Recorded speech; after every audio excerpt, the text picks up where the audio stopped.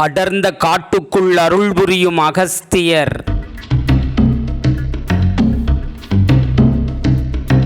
மெய்சிலிர்க்க வைக்கும் மலைப்பயணம். வாழ்வில் திருப்பம் தரும் அகஸ்தியர் வழிபாடு.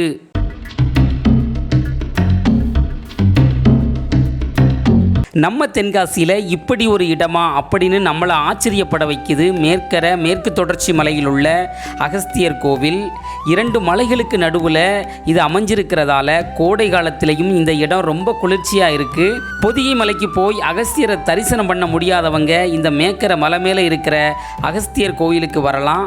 ஏன்னா இது ஆண்டு முழுவதும் திறந்திருக்கும். உங்கள் லைஃப்பில் ஒரு சேஞ்ச் வேணும்னு நீங்கள் ஃபீல் பண்ணிங்கன்னா கட்டாயம் ஒரு முறை இங்கே வந்துட்டு போங்க. ஆதிகாலத்தில் மலைவாழ் மக்களான மலைப்பளியர்கள் இங்கு வாழ்ந்ததற்கு சான்றாக அவர்கள் வணங்கிய ஆதி தெய்வமான வனகணபதி இன்றும் காண கிடைக்கிறது. எல்லா தோஷங்களையும் நீக்கக்கூடிய நவக்கிரகங்களுக்கென இங்கே பெரிய சன்னதியே இருக்குது. பௌர்ணமி அன்னைக்கு இங்கே சிறப்பு வழிபாடு கூட செய்கிறாங்க.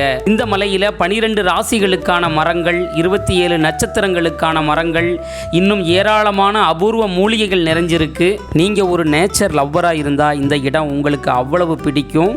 நேரம் கிடைச்சா ஒரு தடவை போயிட்டு வாங்க, மனசுக்கு ரொம்ப அமைதியாக இருக்கும். இந்த வீடியோவை பார்த்துட்டு நீங்கள் ஒருவேளை அகஸ்தியர் கோயிலுக்கு போனீங்கன்னா உங்களால் முடிந்த அளவுக்கு கொஞ்சமாக அரிசி, கொஞ்சம் காய்கறி, கொஞ்சம் பருப்பு வாங்கிட்டு போங்க. அந்த காட்டுக்குள்ளேயும் ஒரு பூசாரி தனியாக வாழ்ந்துக்கிட்டு இருக்காரு.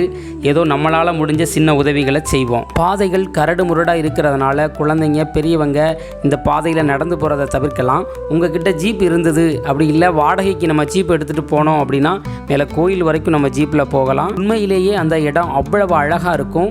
இந்த சம்மரில் போகிறத விட ஜூன் ஜூலையில் போனோன்னா அது ஒரு பூலோக சொர்க்கம் மாதிரி இருக்கும். கட்டாயம் நம்ம தென்காசி தந்தியில் அந்த சமயத்தில் ஒரு காணொளி பதிவு செய்வோம். இது போன்ற பல சுவாரஸ்யமான காணொளிகளுக்கு நீங்கள் மறக்காமல் தென்காசி தந்தியை ஃபாலோ பண்ணுங்கள். நெக்ஸ்ட் வீடியோவில் சந்திப்போம். தென்காசி தந்தி செய்திகளுக்காக சூரிய கார்த்திக் மற்றும் ஆண்டார் கிருஷ்ணன்.